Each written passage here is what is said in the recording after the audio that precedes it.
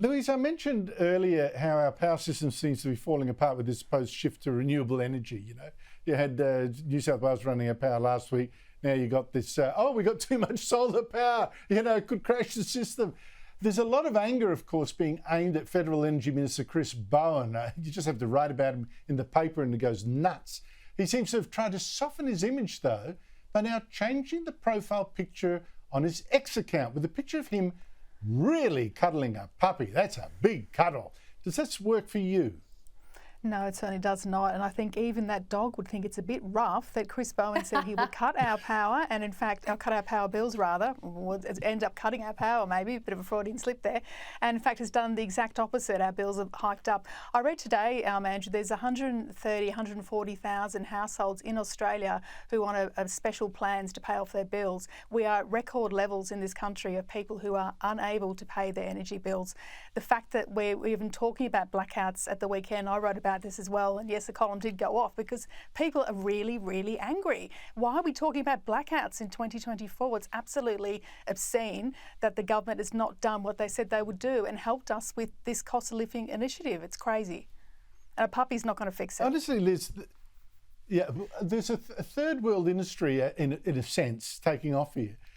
People buying generators for when the power doesn't go on. I mean, that's extraordinary. They've got a boom in sales. I've got one outside my front door, and boy, it's kicked in a few times this year already. I mean, what kind of country is this? A first world economy where people now think I better buy a generator.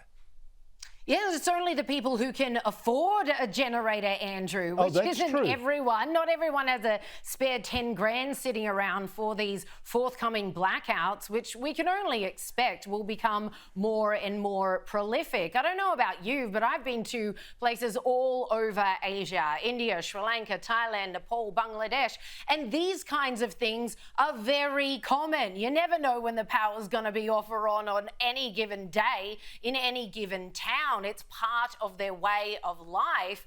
And the headlines that I'm now seeing in my own country are very reminiscent of where I've been in Asia. But of course, they aren't first world countries. So it kind of comes with the territory. Australia being the most energy rich country on earth, Andrew.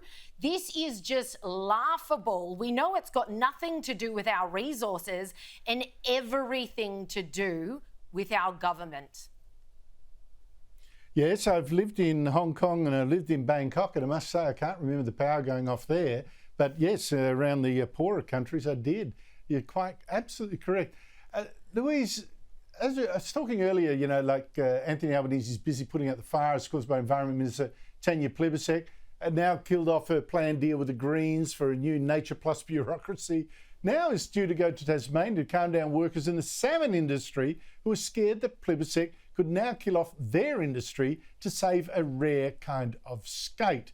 I mean, don't you think Australians in this recession have absolutely had it with that kind of green activism now?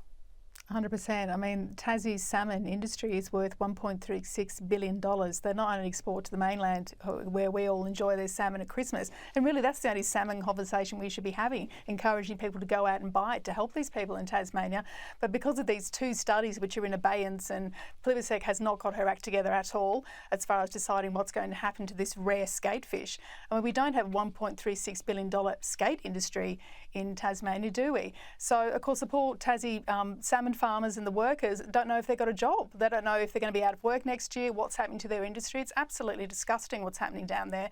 And I can see why Albo is trying to say to us, nothing to see here, Tanya and I are totally aligned on this, obviously he's concerned there's some critical seats which could go to the coalition if they don't support the Tasmanian salmon industry. And of course you've got Peter Dutton in the wings who's saying, well, we support the salmon industry rather than we support mining. So it's an absolute mess down there. And there's an election coming up. Yeah, exactly. Yep, and there's an election coming up with a few seats that they could win. So that's no wonder Albanese's trying to put out that fire too. I wonder if Tanya Plibersek's got the memo. Don't cost us seats. Louise Roberts and Liz Thorrow, thank you both for your time.